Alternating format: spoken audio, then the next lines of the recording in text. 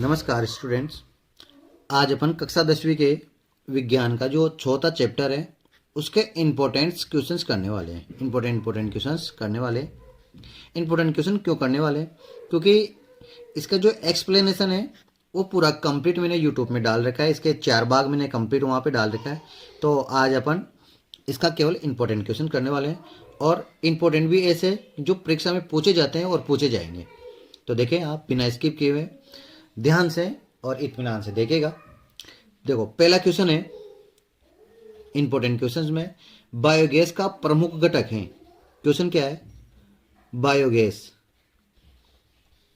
का प्रमुख घटक। तो देखो बायोगैस का प्रमुख घटक क्या है? बायोगैस का प्रमुख घटक होता है मेथेन। अब देखो आपको इसका सूत्र भी याद होना चाहिए। मेथेन क्या है? CH4। इसका सूत्र क्या होता है? CH4 होता है। अब इसके बारे में आपको संपूर्ण जानकारी होनी चाहिए। मेथेन इसका जो अणुसूत्र होता है CH4। ये एक हाइड्रोकार्बन है। क्या है ये? हाइड्रोकार्बन है। और कैसा हाइड्रोकार्बन है? संतृप्त हाइड्रोकार्बन है। कैसा हाइड्रोकार्बन है? संतृप्त हाइड्रोकार्बन है। हाइड्रोकार्बन आपसे पूछा जा सकता है कि मेथेन किस प्रकार का हाइड्रोकार्बन है? तो संतृप्त हाइड्रोकार्बन। हाइड्रोकार्बन दो प्रकार के होते हैं, एक तो संतृप्त हाइड्रोकार्बन और एक असंतृप्त हाइड्रोकार्बन। संतृप्त हाइड्रोकार्बन वो होते हैं जिनमें कार्बन कार्बन के मध्य एकल बंध पाए जाते हैं। एकल बंध किसके मध्य? कार्बन कार्बन के मध्य एकल बंध पाए जाते हैं, उन्हें क्या कहते हैं? संतृप्त हाइड्रोकार्बन कहते हैं। और असंतृप्त हाइड्रोकार्बन वो होते हैं जिनमें कार्बन कार्बन के मध्य या तो द्विबंध पाए जाते हैं या फिर त्रिबंध पाए जाते हैं, उन्हें क्या कहते हैं? असंतृप्त हाइड्रोकार्बन कहते हैं। अब देखो यहीं पर इसकी जो इलेक्ट्रॉन बिंदु संरचना है, इलेक्ट्रॉन बिंदु संरचना, ये भी जान लेते हैं इलेक्ट्रॉन बिंदु संरचना के बारे में। इसकी इलेक्ट्रॉन बिंदु संरचना पूछी जाती है 1 नंबर में, हमेशा पूछी जाती है। तो देखो इसकी इलेक्ट्रॉन बिंदु संरचना कैसे बनाओगे? कार्बन के पास बाह्यतम कोश में 4 इलेक्ट्रॉन होते हैं। कितने इलेक्ट्रॉन होते हैं? 4। 1 2 3 और 4। इस प्रकार से अपन कार्बन के पास जो 4 इलेक्ट्रॉन है उसको ऐसे दर्शा सकते हैं। फिर जो अब हाइड्रोजन कितने? 4 है। तो देखो ये हाइड्रोजन 1 2 3 और 4। हाइड्रोजन के बाह्यतम कोश में 1 इलेक्ट्रॉन होता है और इसको 1 इलेक्ट्रॉन की आवश्यकता होती है। तो ये क्या करेगा? इस कार्बन के एक एक इलेक्ट्रॉन के साथ साझेदारी करके अपना अष्टक पूरा करेगा। और ये कार्बन के पास 4 इलेक्ट्रॉन है बाह्यतम कोश में और अपना अष्टक पूरा करने के लिए 4 हाइड्रोजन से एक एक इलेक्ट्रॉन लेकर अपना अष्टक पूरा करेगा। तो इस प्रकार से अपन 1 2 3 और 4, इस हाइड्रोजन के प्रत्येक हाइड्रोजन के पास एक एक इलेक्ट्रॉन है बाह्यतम कोश में और कार्बन के पास 4 इलेक्ट्रॉन है। तो ये हाइड्रोजन क्या करेगा? इससे 1 इलेक्ट्रॉन की साझेदारी कर लेगा। इस प्रकार से ये हाइड्रोजन भी कार्बन के 1 इलेक्ट्रॉन से साझेदारी करेगा, ये भी कार्बन के 1 इलेक्ट्रॉन से साझेदारी करेगा और ये भी कार्बन के 1 इलेक्ट्रॉन से साझेदारी करेगा। इस प्रकार से साझेदारी करेगा। अब कार्बन कहेगा कि तुम लोगों ने तो एक एक इलेक्ट्रॉन लेकर साझेदारी मतलब अपना अष्टक पूरा कर लिया, अब मुझे तो मैं भी तो पूरा करूंगा। तो ये कार्बन क्या करेगा? 4 इलेक्ट्रॉन तो इसके पास है कंप्लीट और एक एक इलेक्ट्रॉन हाइड्रोजन का लेकर ये भी अपना अष्टक क्या कर लेगा? इस प्रकार से पूरा कर लेगा। देखो गिनो 8 हो गए होंगे, 1 2 3 4 और 4 कितने हो गए? 8। ये इलेक्ट्रॉन मेथेन की क्या है? इलेक्ट्रॉन बिंदु संरचना है। दूसरी बात, मेथेन के बारे में एक और चीज जानते हैं। ये संतृप्त हाइड्रोकार्बन तो है से, लेकिन ये कौन से समूह का या कौन सी श्रेणी का तत्व है? कौन सी श्रेणी का यौगिक है? सॉरी, तो ये एल्केन श्रेणी का यौगिक है। एल्केन श्रेणी का यौगिक है। कौन सी श्रेणी का यौगिक है? एल्केन श्रेणी का यौगिक है, जिसका सूत्र होता है, जिसका सामान्य सूत्र होता है, सामान्य सूत्र होता है CnH2n+2। ठीक है, ये पहला क्वेश्चन था जिसके बारे में मैंने बहुत सारी डिटेल दे दी आपको। अब नेक्स्ट क्वेश्चन की बात करते हैं अपन, क्वेश्चन नंबर 2। दूसरा क्वेश्चन है, ये भी इंपॉर्टेंट क्वेश्चन है, कार्बन की संयोजकता। कार्बन की संयोजकता कितनी होती है? संयोजकता कितनी होती? तो कार्बन की संयोजकता कितनी होती है? तो कार्बन की संयोजकता 4 होती है। सर कैसे होती है? देखो इधर समझे आप। कार्बन का परमाणु क्रमांक होता है 6। कार्बन का परमाणु क्रमांक कितना होता है? 6 होता है। अब इसका इलेक्ट्रॉनिक विन्यास इस प्रकार से लिखा जाता है 1s2 2s2 2p2। सर ये इलेक्ट्रॉनिक विन्यास क्या है? इलेक्ट्रॉनिक विन्यास क्या है? देखो इधर समझें आप। मान लो ये कार्बन का नाभिक है और इस नाभिक के चारों ओर क्या करते हैं? कक्षाएं होती हैं और ये चक्कर लगाते हैं नाभिक के चारों ओर। और इन कक्षाओं में इलेक्ट्रॉनों को भरने की जो व्यवस्था है, उस व्यवस्था को अपन क्या कहते हैं? इलेक्ट्रॉनिक विन्यास कहते हैं। दोबारा समझिए आप। ये कार्बन का मान लो क्या है? नाभिक है। परमाणु का, प्रत्येक परमाणु का नाभिक होता है जिसमें प्रोटॉन और न्यूट्रॉन उपस्थित होते हैं और इलेक्ट्रॉन उसके चारों ओर जो कक्षाएं होती हैं उनमें क्या लगाता है? चक्कर लगाता है। क्या करता है? चक्कर लगाता है। अब देखो कौन सी कक्षा में कितने इलेक्ट्रॉन चक्कर लगाएंगे, तो इसकी व्यवस्था को अपन क्या कहते हैं? इलेक्ट्रॉनिक विन्यास कहते हैं। तो देखो पहली कक्षा में अधिकतम कितने इलेक्ट्रॉन हो सकते हैं? केवल 2 इलेक्ट्रॉन हो सकते हैं। दूसरी कक्षा में अधिकतम कितने इलेक्ट्रॉन हो सकते हैं? 8 इलेक्ट्रॉन। सर आपको कैसे पता चला कि पहली कक्षा में 2 इलेक्ट्रॉन होते हैं और दूसरी कक्षा में 8 इलेक्ट्रॉन होते हैं? तो देखो इसके लिए आपको एक फॉर्मूला याद रखना है। किसी भी कक्षा में अधिकतम इलेक्ट्रॉन भरने का जो फॉर्मूला है वो है अधिकतम इलेक्ट्रॉन भरने का सूत्र होता है 2n स्क्वायर। 2n स्क्वायर होता है। क्या होता है? 2n स्क्वायर होता है। मतलब यहां n क्या है? कक्षा की संख्या है। कक्षा की संख्या। तो देखो ये पहली कक्षा है तो पहली कक्षा के लिए n बराबर कितना हुआ? 1। ये n बराबर 1 यहां रखेंगे तो 2 आ जाएगा। फिर n बराबर 2 यहां रखेंगे तो 2 दूनी 4 और 4 दूनी 8। तो कितने इलेक्ट्रॉन हो गए? 8। अब अपन इनको भरते हैं, इन इलेक्ट्रॉन को भरते हैं। इस कार्बन के पास कितने इलेक्ट्रॉन है? 6। तो 2 इलेक्ट्रॉन तो कहां भरे जाएंगे? यहां यस कक्षक में भर जाएंगे। देखो ये नाभिक है, ये कक्षा है और इस कक्षा के अंदर ये होते हैं कक्षक। यस 4 कक्षक होते हैं। यस पी डी एफ ये 4 कक्षक होते हैं और प्रत्येक कक्षक की इलेक्ट्रॉन को ग्रहण करने की जो क्षमता है वो फिक्स होती है। यस कक्षक 2 इलेक्ट्रॉन को 2 इलेक्ट्रॉन भरे जा सकते हैं यस कक्षक में। पी कक्षक में अधिकतम 6 इलेक्ट्रॉन भरे जा सकते हैं। डी कक्षक में अधिकतम 10 इलेक्ट्रॉन भरे जा सकते हैं और एफ कक्षक में अधिकतम 14 इलेक्ट्रॉन भरे जा सकते हैं। ठीक है, ये कक्षक है। कक्षक में इलेक्ट्रॉन भरने की जो क्षमता है ये है और ये कक्षा है। अब 2 इलेक्ट्रॉन भर गया। अब इसके बाद में इसके पास कितने बचे? 4 और बचे। तो 4 इलेक्ट्रॉन को आगे भरेंगे अपन। तो दूसरी कक्षा के यस कक्षक में 2 इलेक्ट्रॉन और भर गए तो 2 और 2 4 हो गए। अब इसके बाद में आ जाएगा पी कक्षक। पी कक्षक में अधिकतम 6 भरे जा सकते हैं लेकिन अपने पास तो 2 ही बच रहे हैं तो 1 और 2 भर दे। अब इसको कितने क्या हो सकता है और इसकी बाह्यतम कक्षा में कितने इलेक्ट्रॉन है? ध्यान से देखें आप। देखो इसकी बाह्यतम कक्षा यही हुई, इसमें 4 इलेक्ट्रॉन है और कितने क्या हो सकता है? सर 4 की इलेक्ट्रॉन क्या और हो सकता है? देखो 2 तो इसमें भरेंगे और 2 इसमें भरेंगे क्योंकि इसमें पी कक्षक में 6 भरे जा सकते हैं और यहाँ 2 ही हैं तो 6 में से 2 जाएंगे तो कितने बचेंगे? 4। मतलब 4 इलेक्ट्रॉन की और हो सकता है और 4 इलेक्ट्रॉन के बाह्यतम कोष में है। तो किसी भी परमाणु के बाह्यतम कोष में जितने इलेक्ट्रॉनों की संख्या होती है ना उसे अपन क्या कहते हैं? संयोजकता कहते हैं। बाह्यतम कोष में उपस्थित इलेक्ट्रॉनों की संख्या को क्या कहते हैं? संयोजकता कहते हैं। लेकिन इतना ही ध्यान नहीं रखना है, इतना ध्यान रखना है बाह्यतम कोष में उपस्थित इलेक्ट्रॉनों की वो संख्या जिसको वो आदान प्रदान कर सकता है, जिसकी वो साझेदारी कर सकता है, उन इलेक्ट्रॉनों को क्या कहते हैं? अपन संयोजकता कहते हैं। तो देखो ये कितने इलेक्ट्रॉनों की साझेदारी कर सकता है? कार्बन 4 की, इसलिए इसकी संयोजकता कितनी है? 4 है। आगे होगी आपको समझ में बात। अब देखो नेक्स्ट क्वेश्चन है किस उत्प्रेरक का प्रयोग साधारणतः मतलब सामान्यतः वनस्पति तेलों के हाइड्रोजनीकरण में किया जाता है? तो उसका नाम है निकिल या निकेल। इसका सूत्र होता है एन है। ये उत्प्रेरक है। ये क्या है? एक उत्प्रेरक है जिसका प्रयोग हाइड्रोजनीकरण में किया जाता है। अब आपके सामने समस्या ये आ गई, सर उत्प्रेरक होता क्या है? उत्प्रेरक तो देखो उत्प्रेरक एक ऐसे पदार्थ होते हैं जो किसी भी रासायनिक अभिक्रिया में भाग लिए बिना उसकी क्रियाशीलता को घटा या बढ़ा सकते हैं। तो देखो उत्प्रेरक की परिभाषा लिखता हूं। उत्प्रेरक क्या होते हैं? वे पदार्थ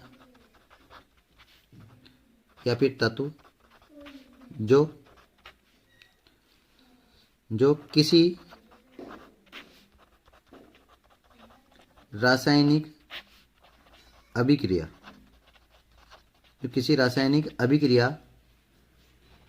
में भाग लिए बिना भाग लिए बिना उसकी क्रियाशीलता को परिवर्तित कर देते हैं। वे पदार्थ या तत्व जो किसी रासायनिक अभिक्रिया में भाग लिए बिना उसकी क्रियाशीलता को परिवर्तित कर देते हैं। क्या कर देते हैं? परिवर्तित कर देते हैं। उन्हें उत्प्रेरक कहते हैं। उन्हें क्या कहते हैं? उत्प्रेरक कहते हैं। ये आपकी समस्या भी खत्म। देखो नेक्स्ट क्वेश्चन है, कठोर जल में उपस्थित होते हैं। कठोर जल में क्या उपस्थित होते हैं? क्वेश्चन क्या है? कठोर जल में उपस्थित होते हैं। तो कठोर जल किसके कारण कठोर होता है? तो देखो कठोर जल एक तो मैग्नीशियम आयन, मैग्नीशियम व कैल्शियम के लवण होते हैं। कैल्शियम के लवण मतलब ऐसा जल जिसमें मैग्नीशियम और कैल्शियम के लवण उपस्थित होते हैं, उन्हें अपन क्या कहते हैं? कठोर जल कहते हैं। और कठोर जल में साबुन झाग नहीं देता है। कठोर जल में साबुन झाग नहीं देता है, नहीं देता है। लेकिन कठोर जल में अपमार्जक काम करता है। अपमार्जक क्या करता है? झाग देता है और सफाई भी करता है। झाग या सफाई करता है, सफाई करता है। देखो अपमार्जक तो दोनों ही जल में, दोनों प्रकार के जल में क्या करता है? कार्य करता है। भले से मृदु जल हो या फिर वो कठोर जल, दोनों में क्या करता है? कार्य करता है और सफाई का कार्य करता है, सफाई करता है। लेकिन साबुन केवल मात्र मृदु जल में क्या करता है? झाग देता है। मृदु जल में क्या करता है? झाग देता है। कठोर जल में झाग नहीं देता है। फिर नेक्स्ट क्वेश्चन देखें आप। देखो ये भी बहुत अच्छा क्वेश्चन है। क्वेश्चन क्या है? साबुन बनाने की प्रक्रिया में स उत्पाद, मतलब साबुन जब बनाते हैं तो साबुन बनाने की प्रक्रिया में स उत्पाद के रूप में उसके साथ में कौन सा उत्पाद बनता है? तो आपको ध्यान रखना है ग्लिसरॉल स उत्पाद के रूप में प्राप्त होता है। क्या प्राप्त होता है? ग्लिसरॉल स उत्पाद के रूप में प्राप्त होता है। फिर क्वेश्चन नंबर 6, नेक्स्ट क्वेश्चन, कार्बनिक यौगिकों में त्रिबंध उपस्थित होने पर नामकरण क्या होगा? जैसे मान लो कोई भी कार्बनिक यौगिक और इस कार्बनिक यौगिक में त्रिबंध उपस्थित है। कौन सा बंध उपस्थित है? त्रिबंध उपस्थित है। तो उसके नामकरण में कौन सा अनुलग्न काम में आएगा? कौन सा अनुलग्न काम में आएगा? अनुलग्न का मतलब जो पीछे लगने वाला, प्रत्यय के रूप में। किसके रूप में? प्रत्यय के रूप में लगने वाले। तो कौन सा अनुलग्न? त्रिबंध होता है तो कौन सा आएगा? तो आयन। कौन सा आएगा? आयन। देखो इसको मैं यहाँ कंप्लीट समझा देता हूँ आपको। देखो हाइड्रोकार्बन के बारे में कंप्लीट समझते हैं अपन। ये लो साहब हाइड्रोकार्बन। देखो हाइड्रोकार्बन क्या है? हाइड्रोकार्बन ऐसे तत्व, ऐसे यौगिक हैं जो केवल हाइड्रोजन व कार्बन से बने होते हैं। हाइड्रोजन व कार्बन से बने होते हैं, उन्हें अपन क्या कहते हैं? हाइड्रोकार्बन कहते हैं। देखो ये क्वेश्चन पूछा भी गया था, अभी अर्धवार्षिक में ही पूछा गया था। केवल हाइड्रोजन और कार्बन से बने यौगिकों को क्या कहते हैं? तो हाइड्रोकार्बन कहते हैं। और ये हाइड्रोकार्बन है ना, 2 प्रकार के होते हैं बेटा। कितने प्रकार के होते हैं? 2 प्रकार के। एक तो होते हैं संतृप्त हाइड्रोकार्बन, संतृप्त हाइड्रोकार्बन, और एक होता है असंतृप्त हाइड्रोकार्बन, असंतृप्त हाइड्रोकार्बन। अब दोनों में बेसिक डिफरेंस क्या है? तो देखो दोनों में बेसिक डिफरेंस है। इसमें तो कार्बन कार्बन के मध्य क्या होता है? एकल बंध होता है, एकल बंध होता है। असंतृप्त हाइड्रोकार्बन में कार्बन कार्बन के मध्य कितने? एकल बंध होते हैं। जबकि असंतृप्त हाइड्रोकार्बन में कार्बन कार्बन के मध्य द्विबंध भी हो सकते हैं और कार्बन कार्बन के मध्य त्रिबंध भी हो सकते हैं।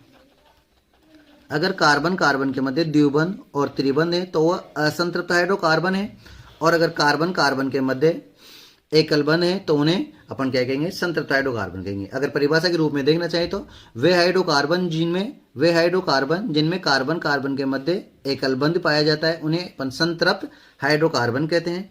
और असंतृप्त हाइड्रोकार्बन की बात करें तो वे हाइड्रोकार्बन जिनमें कार्बन कार्बन के मध्य द्विबंध या त्रिबंध पाया जाता है उन्हें अपन असंतृप्त हाइड्रोकार्बन कहते हैं। अब देखो जो संतृप्त हाइड्रोकार्बन होते हैं उसकी जो उदाहरण है वो उदाहरण अपन को एल्केन श्रेणी के रूप में पाए जाते हैं। किसके रूप में? एल्केन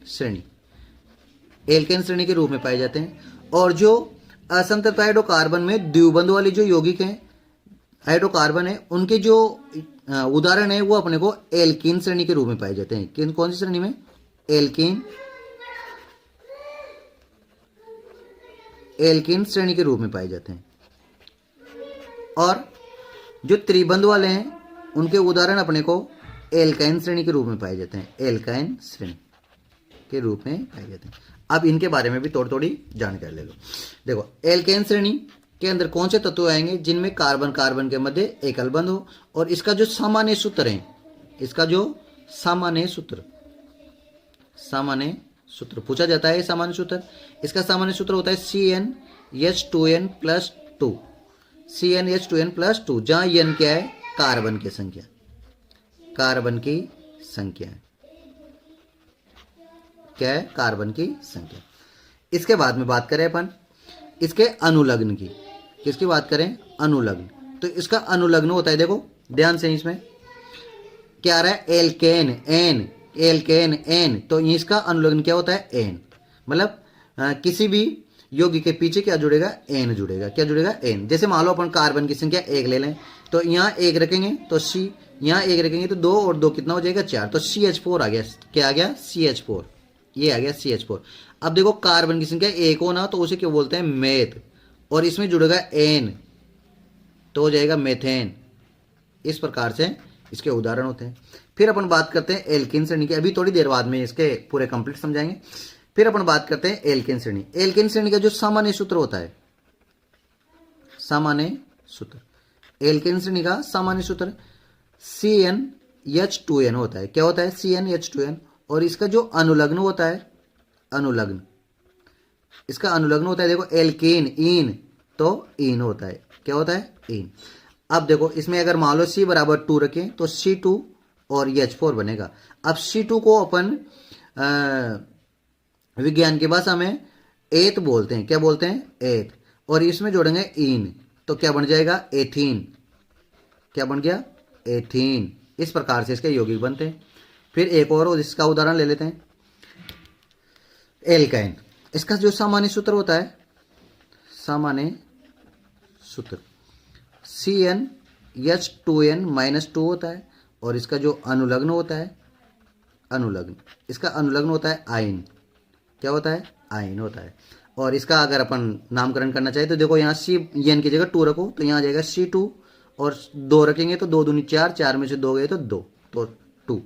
अब देखो 2 को क्या बोलते हैं? एथ। तो ये एथ और प्लस आ जाएगा आयन अनुलग्न के रूप में, तो इसका नाम हो जाएगा एथाइन। इस प्रकार से इसके सूत्र बनाते हैं जो मैं आगे आपको डिटेल में बता दूंगा। यहाँ तक समझ में आया होगा आपको। आगे देखते हैं। देखिए नेक्स्ट क्वेश्चन है एल्केन का आणविक सूत्र, मतलब एल्केन श्रेणी का आणविक सूत्र दे रखा है आपको C2H6। ये वैसे तो एथेन है, ये क्या है? एथेन है इसका नाम। तो इसमें कितने सहसंयोजक बंध होंगे? देखो सहसंयोजक बंध का मतलब होता है कार्बन कार्बन के मध्य इलेक्ट्रॉनों के आदान प्रदान के द्वारा जो बंध बनते हैं उन्हें अपन क्या कहते हैं? सहसंयोजक बंध कहते हैं। तो देखो इसके मध्य कितने सहसंयोजक बंध होंगे? तो इसके सहसंयोजक बंध बनाते हैं अपन, देखो 2 कार्बन है और 6 हाइड्रोजन है। तो 1 2 3 4 5 और 6, ये हो गया हाइड्रोजन। इसका हो गया संरचना होगी ये। अब इस संरचना में आपको सहसंयोजक बंध का पता लगाना है। ये क्या है? एथेन की संरचना है। किसकी संरचना है ये? एथेन की संरचना। इस एथेन की संरचना में आपको सहसंयोजक बंध की संख्या पता लगानी है। सहसंयोजक बंध की संख्या। अब गिनो, देखो कितने बंध है? 1 2 3 4 5 6 और 7। तो टोटल बंध कितने हुए? 7। तो यही क्या है? आंसर। इसी प्रकार से आपसे और पूछा जा सकता है। जैसे आपसे पूछ ले, एक और क्वेश्चन बना देते हैं यहाँ का, ये 8वां। जैसे आपसे पूछ ले पेंटेन में सहसंयोजक बंध होंगे तो सहसंयोजक बंध कितने होंगे? तो सबसे पहले तो पेंटेन का सूत्र निकालेंगे। तो पेंटेन का सूत्र कैसे निकालेंगे? एन आ रहा है, इसका मतलब एल्केन श्रेणी का है। और एल्केन श्रेणी का सामान्य सूत्र क्या होता है? एल्केन श्रेणी का सामान्य सूत्र, सामान्य सूत्र क्या होता है? CnH2n+2 होता है। और आगे आ रहा है पेंट, तो पेंट का मतलब हो गया n बराबर 5। n बराबर कितना हो गया? 5। सर आपने तो n बराबर 5 डायरेक्ट लिख दिया, कैसे पता चलेगा? तो देखो मैं यहाँ पे आपको बताता हूँ, इधर फिर इधर से निकालता हूँ मैं। देखो, अगर कार्बन की संख्या 1 हो, 2 हो, 3, 4, 5, 6, 7, 8, 9 और 10, इस प्रकार से कार्बन की संख्या हो आपके पास, दिखाई दे रहा है आपको? तो एक कार्बन वाले एक कार्बन को अपन बोलते हैं यहाँ मेथ। एक कार्बन का जो पूर्व लग्न होते हैं, ये क्या होते हैं? पूर्व लग्न होते हैं। एक कार्बन का जो पूर्व लग्न है वो क्या होगा? मेथ। अगर कार्बन की संख्या 2 है तो इसका नाम होगा एथ। कार्बन की संख्या 3 है तो प्रोप, 4 है तो ब्यूट, 5 है तो पेंट, 6 है तो हेक्स, 7 है तो हेप्ट, 8 है तो ऑक्ट, 9 है तो नॉन और 10 है तो डेक। इस प्रकार से इनके नामकरण होते हैं। दिखाई दे रहे होंगे आपको। देखो मैं दोबारा बताता हूँ। C1 meth, eth, prop, but, pent, hex, hept, oct, non और डेक। नॉन और डेक इस प्रकार से होते हैं। अब अपने को देखो क्या पूछा है यहाँ, यहाँ ध्यान दें। यहाँ पूछा है पेंटेन। क्या पूछा है? पेंटेन। अब पेंटेन के लिए n बराबर कितना हुआ? 5। तो n बराबर 5 यहाँ रखो, तो C5, फिर यहाँ रखेंगे H25+2, C5H 5 दूनी 10 और 2 कितने हो गए? 12। मतलब ये सूत्र आ गया पेंटेन का। ये किसका सूत्र आ गया? पेंटेन का। अब इसमें आपको पता लगाना है, इसमें आपको क्या करना है? पता लगाना है सहसंयोजक बंध। तो इसका संरचना सूत्र बनाओ। तो कितने कार्बन है? 1, 2, 3, 4 और 5 कार्बन है। अब इनको डिस्ट्रीब्यूट करो 12 हाइड्रोजन को, और एक पेंटेन है तो एक एक ही बंद आएगा। तो 1, 2, 3, 4, 5, 6, 7, 8, 9, 10, 11, 12 इस प्रकार से अपन ने हाइड्रोजन क्या कर दे? डिस्ट्रीब्यूट कर दे। ये होगी पेंटेन की संरचना। अब देखो इसमें गिनो कितने बंद है, तो गिनो 1, 2, 3, 4, 5, 6, 7, 8, 9, 10, 11, 12, 13, 14, 15 और 16। तो पेंटेन में सहसंयोजक बंध कितने होंगे? पेंटेन में सहसंयोजक बंध, संयोजक बंध कितने हो गए? 1, 2, 3, 4, 5, 6, 7, 8, 9, 10, 11, 12, 13, 14, 15, 16। ठीक है, ये हो गया आपका पेंटेन का सहसंयोजक बंध। इस प्रकार से आप कितने भी बड़ा यौगिक आ जाए उसके क्या निकाल सकते हो? सहसंयोजक बंध निकाल सकते हो। अब देखो नेक्स्ट क्वेश्चन, देखिए आप नेक्स्ट क्वेश्चन, ये भी बहुत अच्छा क्वेश्चन है। ब्यूटेनॉन में कौन सा क्रियात्मक समूह है? तो ब्यूटेनॉन में कौन सा क्रियात्मक समूह है? तो ब्यूटेनॉन नॉन किसका अनुलग्न होता है? तो कीटोन का होता है। नॉन नहीं होता है, ऑन होता है। इसमें ब्यूटेन प्लस ऑन है। देखो आप ध्यान से, ब्यूटेनॉन, इसको आप संधि विच्छेद करो तो यहाँ जाएगा ब्यूटेन प्लस ऑन, और ये ऑन है ना जो कीटोन का क्रियात्मक कीटोन का क्या होता है? अनुलग्न होता है। कीटोन का क्या होता है? अनुलग्न। कीटोन का अनुलग्न होता है। तो कीटोन समूह, इसमें कौन सा समूह है? कीटोन। सर कीटोन समूह का जो चिन्ह प्रतीक होता है क्या होता है?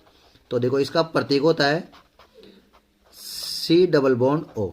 क्या होता है? C+O होता है। इसको आप इस प्रकार से भी लिख सकते हो, C+O। ठीक है। और अगर ब्यूटेनॉन का सूत्र लिखना चाहो आप, इसका संरचना सूत्र, तो इस प्रकार से लिख सकते हैं अपन। 1, 2, 3 और 4 कार्बन आ जाएंगे, यहाँ डबल बॉन्ड O आ जाएगा, और इसके जो बंद हैं उसको कंप्लीट कर दीजिए। तो यहाँ 4 बंद आ जाएंगे हाइड्रोजन के, और इसके 2 और हैं तो 4 हो जाएंगे। 2 हाइड्रोजन जोड़ दो। और 1 2 3 4 इसके तो कंप्लीट है, इसको कंप्लीट कर दो। इस प्रकार से ब्यूटेनॉन की ये क्या आ जाएगी, संरचना आ जाएगी। ये किसकी संरचना है, ब्यूटेनॉन की संरचना है, ब्यूटेनॉन की संरचना। ठीक है, अब देखो अगला क्वेश्चन। देखो नेक्स्ट क्वेश्चन है, साबुन किसे कहते हैं। 1 नंबर में क्वेश्चन पूछा जा सकता है। तो साबुन किसे कहते हैं, साबुन लंबी कार्बोक्सिलिक या फिर साबुन लंबी श्रृंखला वाले कार्बोक्सिलिक अम्लों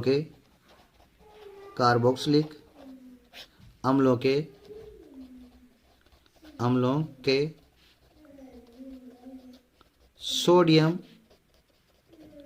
या पोटेशियम के लवण होते हैं, पोटेशियम के लवण होते हैं। इसी प्रकार से अपमार्जक के बारे में बात कर सकते हैं अपन। अपमार्जक कार्बोक्सिलिक अम्लों के सोडियम और पोटेशियम लवण नहीं होते हैं, वह अमोनियम और सल्फोनेट के लवण होते हैं। अमोनियम और सल्फोनेट, क्या लिखना है आपको, सल्फोनेट या अमोनियम के लवण होते हैं, अमोनियम के लवण होते हैं। इतना ध्यान रखना है, किसके लिए, अपमार्जक के लिए, अपमार्जक के लिए। ये कुछ क्वेश्चंस थे जो इम्पोर्टेंट थे। आज अपन ने कक्षा 10वीं का विज्ञान का जो चौथा चैप्टर था उसके कार्बन और इसके यौगिक के कुछ महत्वपूर्ण क्वेश्चंस किए हैं। अगर आपको क्लास पसंद आई है, समझ में आया है, तो लाइक और शेयर जरूर करें और चैनल को सब्सक्राइब जरूर करें। तब तक के लिए धन्यवाद, बहुत बहुत धन्यवाद।